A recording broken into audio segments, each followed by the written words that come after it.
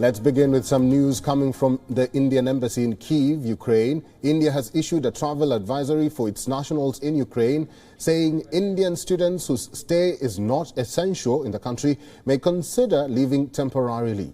It also advised Indians in Ukraine to avoid all non-essential travel both to and within Ukraine. The Indian embassy said that it continues to function normally in the country.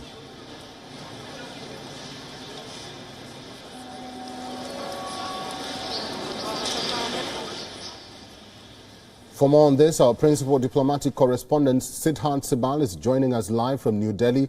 Good to see you, Siddhant.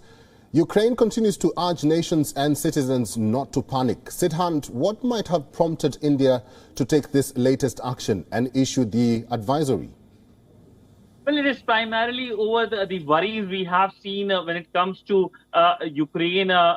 We know that the Western governments and intelligence has been coming out with reports saying that there could be an imminent and, of course, a Russian invasion. And this is something that has dominated the international headlines as well. But talking about India's stance as of now, India has close relationship with Russia and with Washington, but also India's priority is its national. There are 20,000 Indians in Ukraine. Most of them are students. So people between the age group of 20 to 30 are, of course, a huge stake or percentage when it comes to the Indians there. So that, of course, remains a worry for India. And as, of course, the Ministry of External Affairs is the nodal ministry in terms of sending and taking care of the Indians abroad. So that is why this advisory has been issued. And issuance of an advisory is a message in itself that, of course, the government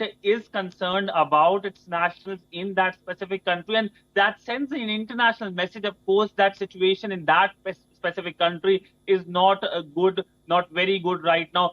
We know that earlier India has issued advisory for Canada because of the protests here, and now this is the second advisory this year when it comes to a specific country. India, of course, has been calling for dialogue, for de-escalation, and later this week we will see, under the Russian presidency of the United Nations Security Council, a meeting on Ukraine. Siddhant, what is at stake for New Delhi in the conflict between Moscow and Kyiv?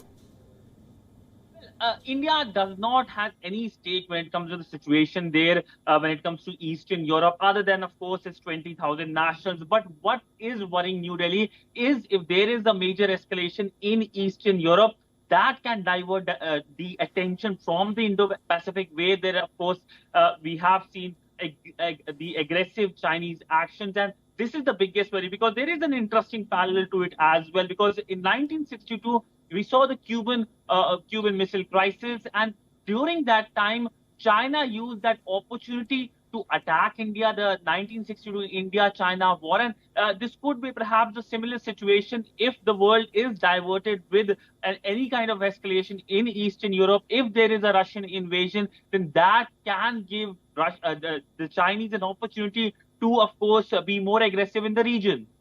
Finally, India supports dialogue and even diplomacy over the Ukraine issue. However, what impact will this imminent conflict between Russia and Ukraine have on the Indo-Pacific region?